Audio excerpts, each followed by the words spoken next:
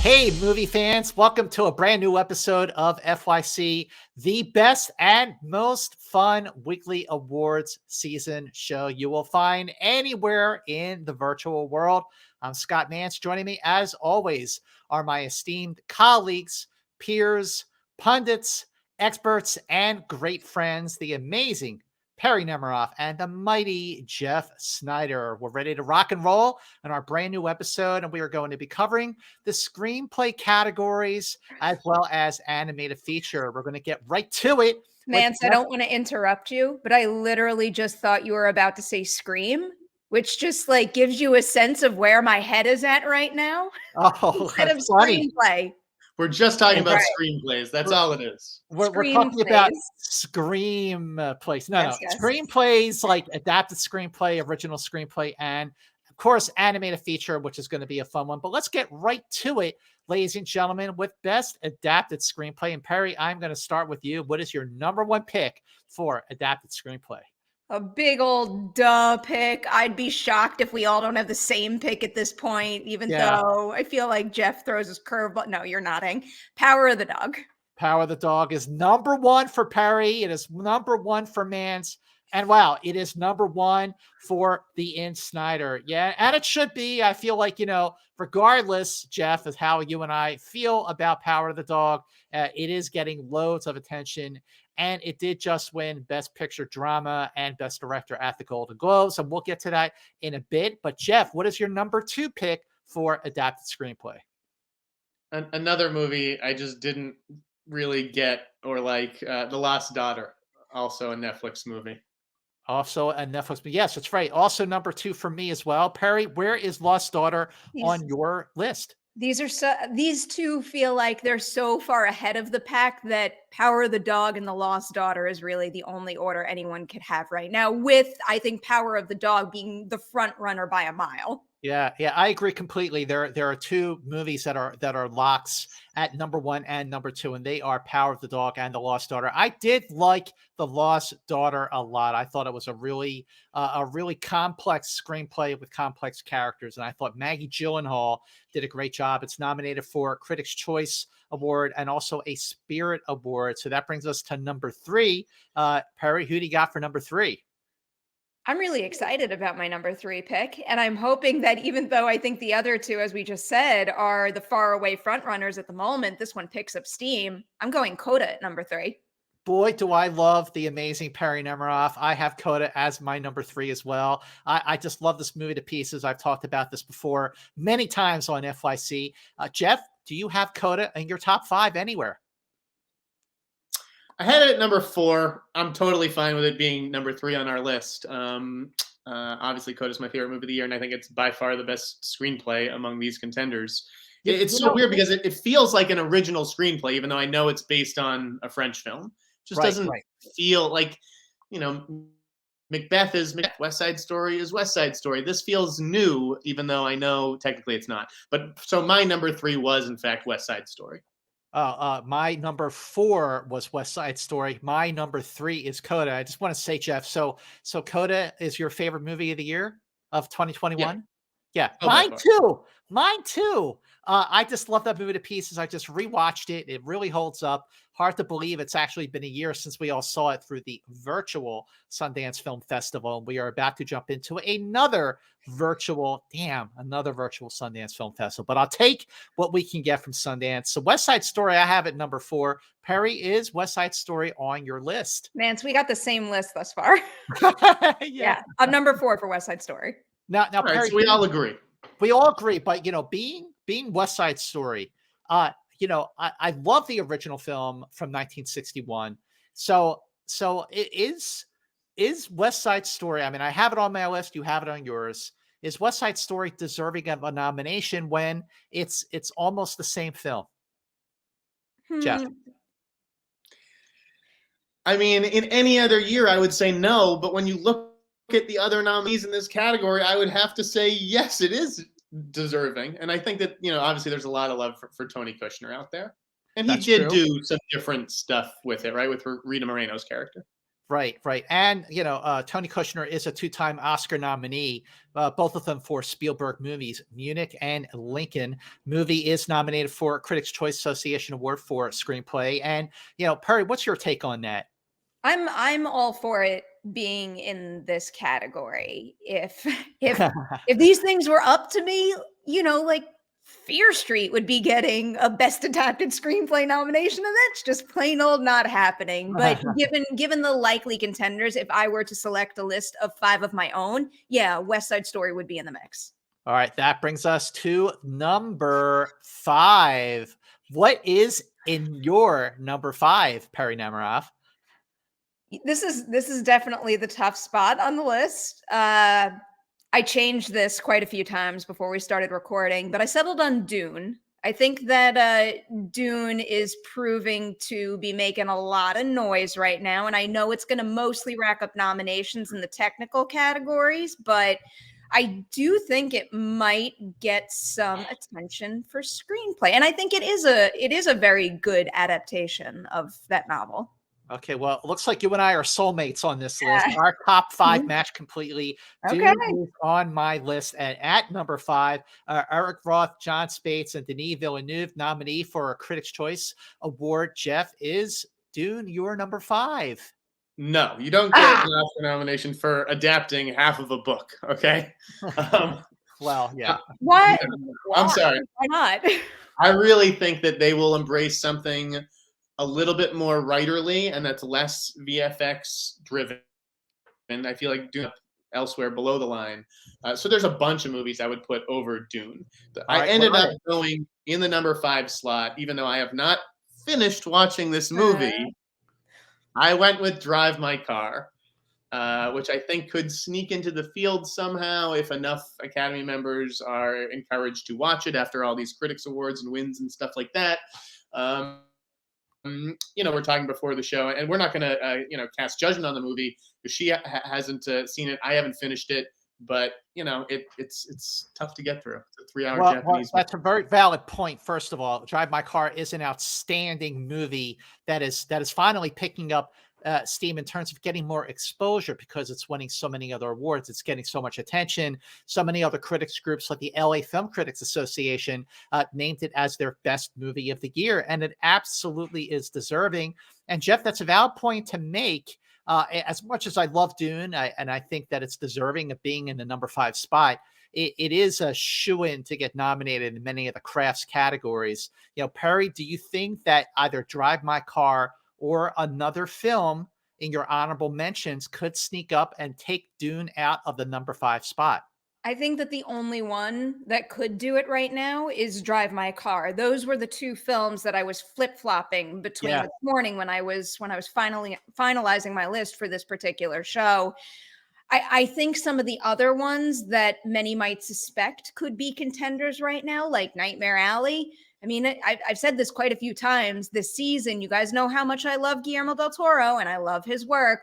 That is not the best adaptation of that book. And to be fair, I didn't really love the book to begin with. Tragedy of Macbeth is something that I think some have their eye on right now. But given my reaction to the film, I don't necessarily think it is deserving of this honor. It's just Shakespeare. How can you give Joel Cohen a nomination for a Shakespeare play? I thought about that too. I mean, like, is that fair? Like, is that legit to, No. You're basing it on Shakespeare? But I mean, come on, it's Shakespeare. But the other thing is, Nightmare Alley is a film that I've seen a few times now, and it's actually getting better with each passing viewing. I initially, when I first saw it, I thought it was a little on the long side, which it is, but I think there's a lot to the movie, and I think it's the type of film that you kind of, need to watch a couple times. And look, I mean, Guillermo del Toro was an Academy Award winner for directing The Shape of Water, so he is beloved by the Academy. That could sneak in at number 5. Drive My Car absolutely could sneak up there just for the points that Jeff was mentioning, and Perri, you as well. I think that Tick Tick Boom is amazing. Boom should. Like that's the movie that's in that next tier, if not the tier below it, that like I think is the perfect example of an excellent adaptation of a piece of source material. That is not an easy show to adapt to screen, and they did it exceptionally well. That is the type of thing that really should be honored here. I agree with you, Perry. I think that Lin-Manuel Miranda directed the hell out of Tick Tick Boom, his directorial debut for a feature film. But all the attention is justifiably going to Andrew Garfield, who just won the Golden Globe for Best Actor Drama, and I think that he deserves it. I mean, I think it's or musical rather. Best was it? Did he get win for Best Actor Drama or musical? Either one. It's Honestly, the Golden I didn't Globe. pay attention. Doesn't matter. Yeah, right. But no, I agree with you. I think this is a top tier in the second level of potential nominees. But look, the top 5, I think it's pretty much assured, especially because Perry and I have Dune at number 5. We're looking at Power of the Dog, The Lost Daughter, Coda, West Side Story, and Dune for the nominees for Best Adapted Screenplay. So let's move forward to Best Original Screenplay. Jeff, who do you have at number 1? Belfast. I think the Academy will be hard pressed to ignore Belfast in this category. Perry? We're doing it all over again. Belfast. Yes, Belfast, number 1. It did win the Golden Globe for best screenplay. They don't divide between adapted and original, but it also did get nominated for a Critics' Choice Award for screenplay. Another film that I loved when I saw it at Telluride, and a film I've seen a couple of times now, and I do love this movie. I think Kenneth Branagh really put his heart and soul into the screenplay, and obviously because it's such a personal story. So we all have Belfast at number 1. That brings us to number 2. Perry, who do you got? I'm going Licorice Pizza right now. Okay. I am a fan of the movie. I don't like that I see its stock declining right now a little, but I don't see that happening in this particular category. I've got a very good feeling Belfast, Licorice Pizza, and one more title is a sure thing here. Okay. Jeff, where do you have Licorice Pizza, if at all? I have it at number 3. I do think that it is one of the 3 locks as Perry described, but because it is a little bit more divisive, that's why I put it at 3, not 2. Okay, that's exactly the reason, Jeff, that I put it at 4.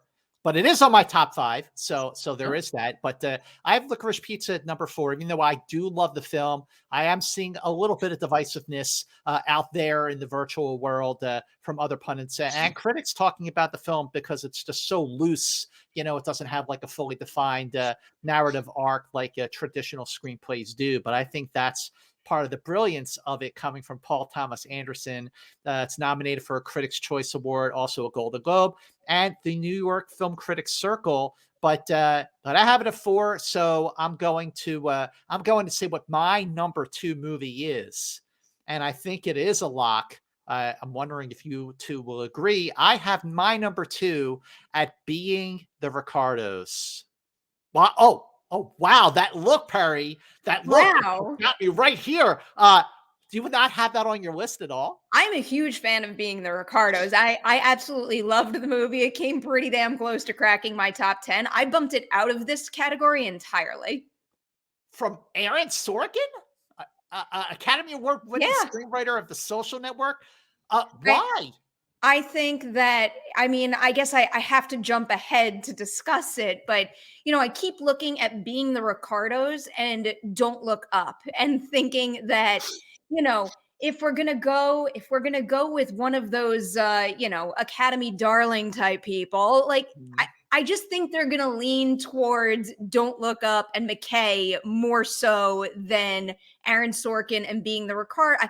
I think both films have been a bit divisive and not widely beloved, but I just see Don't Look Up improving where it seems as though Being the Ricardos is kind of fading away, except for putting a whole lot behind Nicole Kidman right now. All right, Jeff, where do you stand on Being the Ricardos? I say it's in. Ooh. Okay. I've got it at number 5, though. All right. Okay. 5. Barely hanging on. I do have it below McKay, who's number 4. So I think that's a good argument that Perry put forth. I think with Sorkin, it's like a double-edged sword. It's like some people will vote for him just because he's Sorkin, and people have such respect for him and be like, well, you know, this wasn't as good as Social Network or A Few Good Men or some other top Sorkin things. So he, you know, they don't want to vote for him for that. I suspect that he'll get in just based on the competition because Ricardo seems like it'll be a pretty widely seen movie. I think Being the Ricardos gets in because, yes, it is Sorkin, but also because of just how relevant the story feels in the 21st century, even though it takes place in 1960, and also because, like, it's not like there have been a whole lot of movies made about Lucille Ball, and this one, I just think that it's just, I actually really do like the film. It's another one that I like, I these Oscar contenders I tend to watch a few times. Generally, because I just want to see if they go up or down after my first viewing. This one actually does go up, which is why I have it at number 2. But I think it stays in because it's Sorkin. It's about Hollywood. It's about Lucille Ball, being such a trailblazer. And, so I think it stays. I know, Jeff, you have it at number 5. And because you both brought up Don't Look Up, Jeff, you have Don't Look Up where? 4. 4. And Perri, you have Don't Look Up where? Number 4. Okay, you both have Don't Look Up at 4. I have Don't Look Up at number 5. Adam McKay is an Oscar-winning screenwriter, best adapted screenplay for The Big Short. And I agree with you, Perri. I think Don't Look Up is going up on the list of a lot of these predictions. Initially it was met with very mixed reviews. Last time I checked Rotten Tomatoes, it was actually rotten. It was like a 55%, but a lot of critics, sort of award season predictors like us, tend to really praise the screenplay. And it's one of Netflix's like highest rated movies ever. So there's that. I think it's in. You all have it on your list as well. Any more praise you want to say about Don't Look Up, Perri? Not really. I would give it this nomination for one of Leonardo DiCaprio's last lines alone. Yeah, that last line's great. Jeff, any reason why you think this is Don't Look Up is looking up on this list? Again, when I saw Don't Look Up, I thought it was much funnier than I was expecting it to be. Like, I laughed out loud a bunch at some really clever, sharp, incisive lines. But yeah, I thought it was too long. I did like the ending a lot. I thought that redeemed it a little bit. It is a bit of a divisive movie, but I think it gets in just, the Hollywood people who see the cause that this movie is putting forth and everything. I think that's what they'll get behind. Yeah, look, I mean, the ending I think was very effective. It definitely stayed with me. It was a little on the depressing side, but I still It's thought the end of the world. It's going to be depressing. Yeah, exactly. All right, so what is missing? If you include Being the Ricardos on this list, because Jeff and I do have it. Jeff, you go. So my number 2, which I do think is one of the 3 locks in this race, is King Richard. Yes. Agreed. Why, Yeah. Jeff? Zach Baylin did a great job with that script. It's a feel-good movie. King Richard is one of my favorite movies of the year, so I think that he gets in. I agree completely. Perri? King Richard is my number 3. My 3 locks were Belfast, Licorice Pizza, King Richard. Yes. King Richard is also my number 3. So Perri and we are back. I thought a wonderful film, one of my favorite movies of the year. Just like you said, Jeff, it's a feel-good crowd pleaser. It's a big, shiny, polished, but studio movie from Warner Brothers. But Will Smith, who produced the film, is terrific in the film. It's a lot of showy performances as well. Anjing Ellis, Tony Goldwyn and John Bernthal is really, really great. It's it's absolutely deserving of being on this list. But going back to Being the Ricardos, Jeff, you and I have it. Perri, we don't. So Perri, what else would you put in the place of Being the Ricardos? Like, what are some of your honorable mentions here? You're like, I Jeff know knows what I'm going to say. I do, because I'm living in the state. I have to go with my heart and say Mass. Oh, here we go. Yeah. All right. Yeah. I mean, I don't need to repeat how I feel about this movie, but I feel like this is kind of its last chance.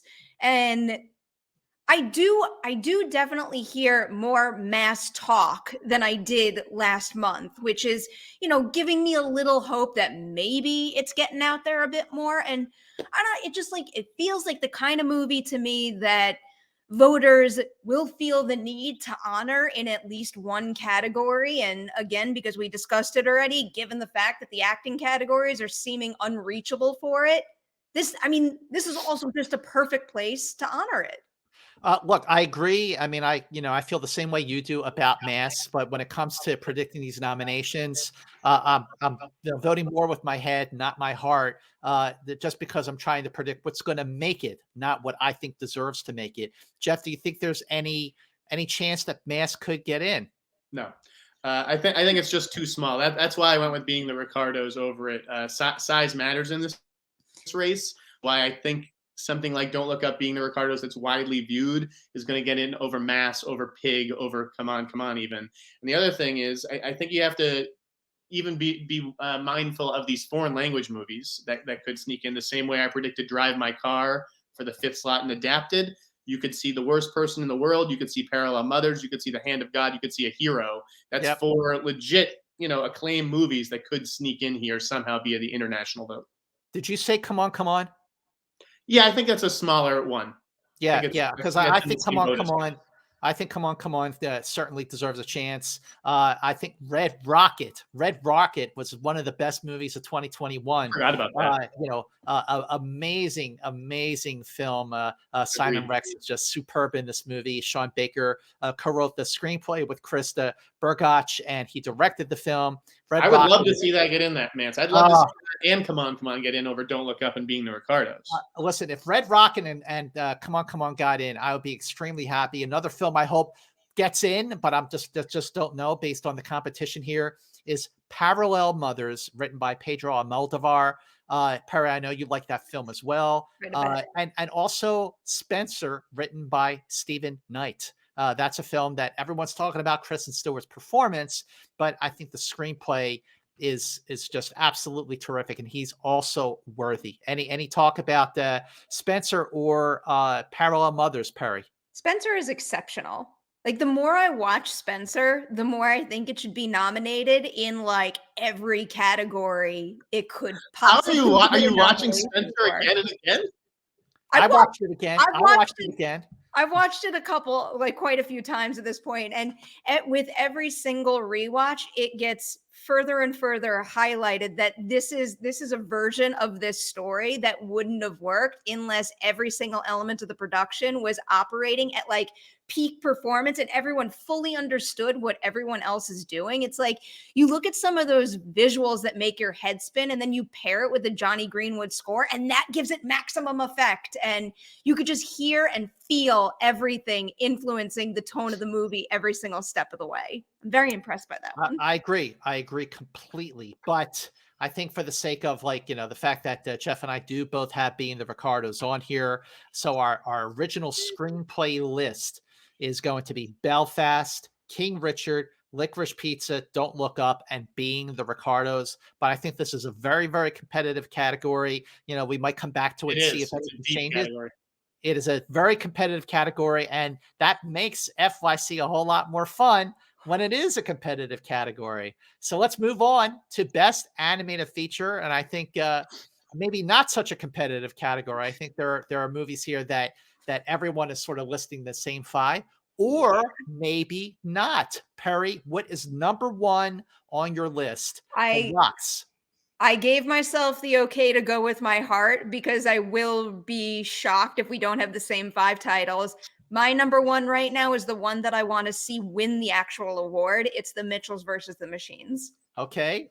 Excellent film. Absolutely deserving. My second favorite film of 2021. Well, overall, yeah. measure.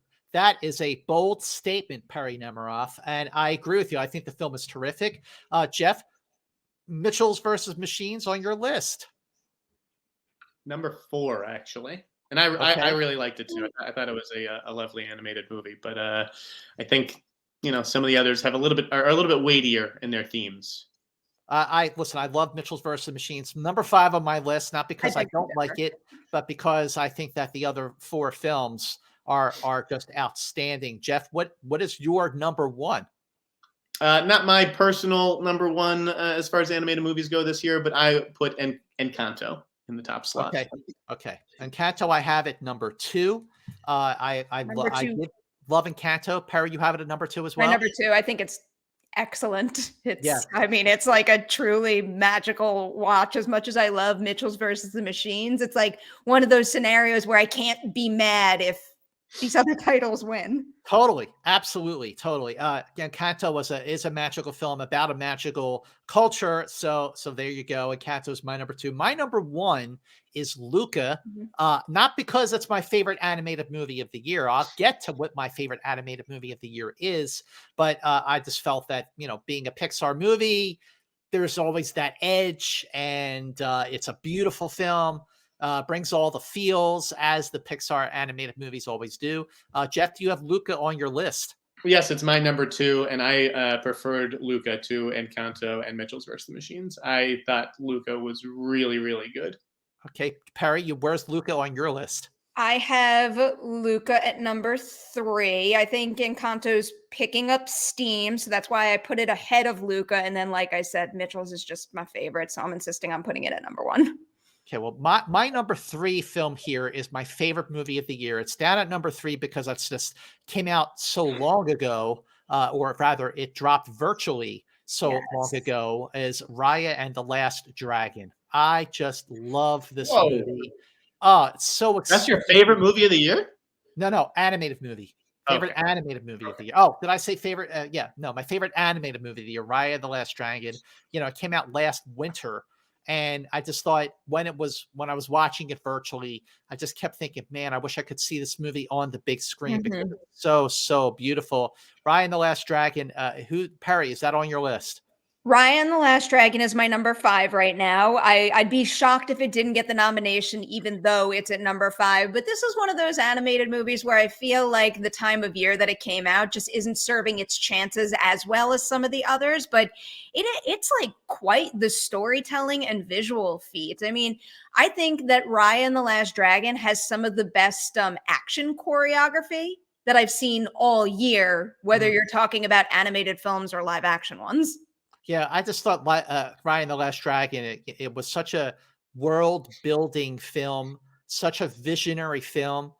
There was definitely definitely a dark side to it, which gave it an edge for grown-ups to really appreciate. And of course, there's just such a big heart, beautiful story. I was really very moved by it. So it sounds like the two of you, there's one movie missing from what we've talked about so far. So what fills that 5th slot on the list? Perri.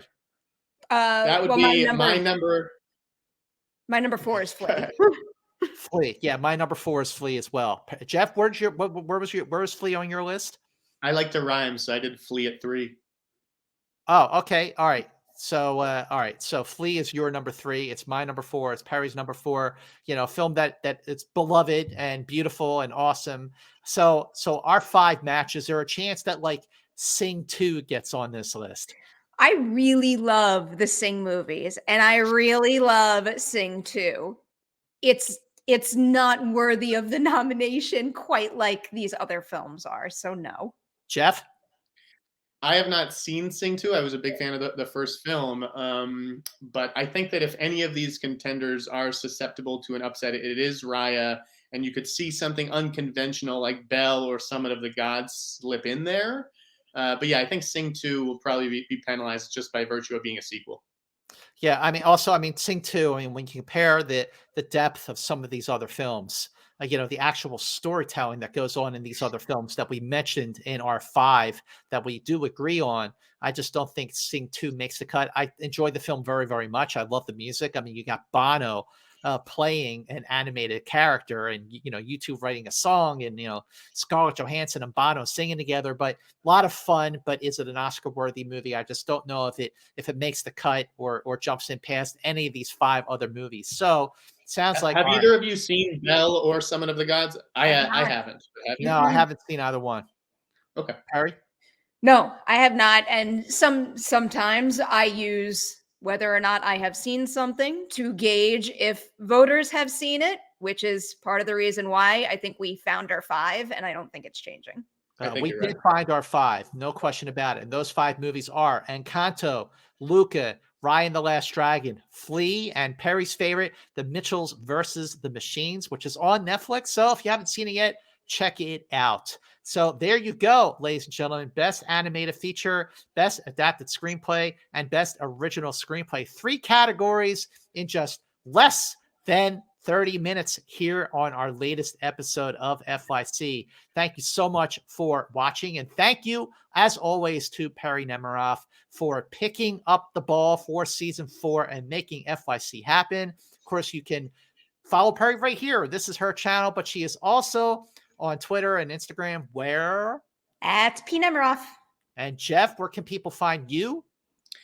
They can find me at The Insider on Twitter. And as of the middle of this taping, you can find me at The Ankler. At The Anchor. So check out Jeff's new gig, At The Anchor. You can follow me on Twitter and Instagram at Movie Mance. And please do us all a favor and please spread the word about FYC. Please be sure to share FYC all over your social media platforms. Put it in your section on Facebook. Share it on Twitter. If you're still using MySpace or Friendster, whatever floats your boat. But please be sure to share FYC and join us for the next episode right here on Perri's channel of FYC. And until next time, FY, see you later.